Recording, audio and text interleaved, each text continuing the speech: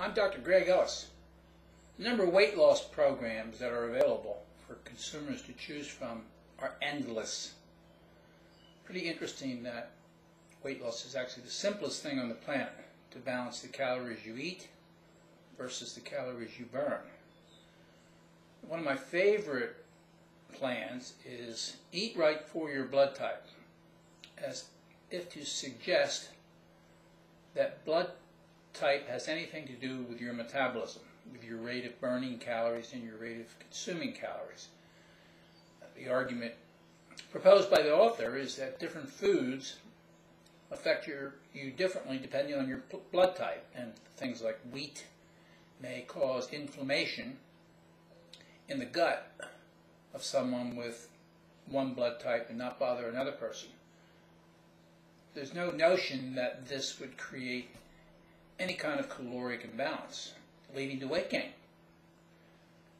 And the proposal is just absurd. It's just another made-up thing, and people have no way of evaluating this kind of information because they just don't know enough about it to know that this is an absurd notion.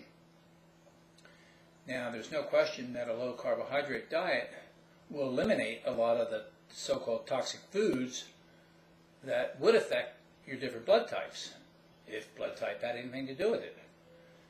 And I could not find any information on blood type and weight control in the National Library of Medicine, so I just don't see any sense to this whole thing. So it's just another idea proposed by another author to further yet confuse a totally confused public about weight control and what to do about it.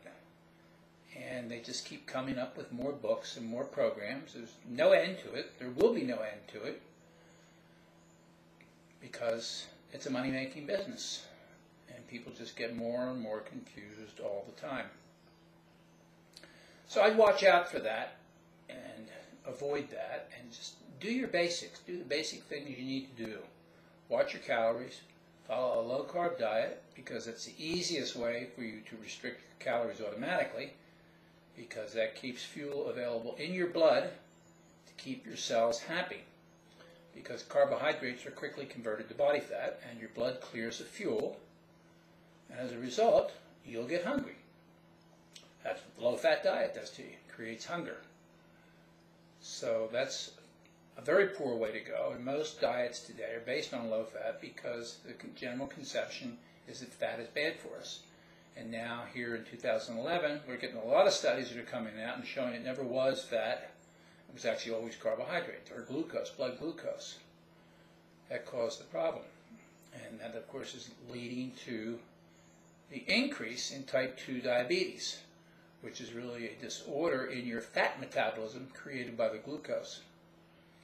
So we've got to work these things out. We've got to get this information out to the people so they can help themselves, because you certainly won't get any help from the medical establishment because they bought into all this too. I'm Dr. Greg Ellis.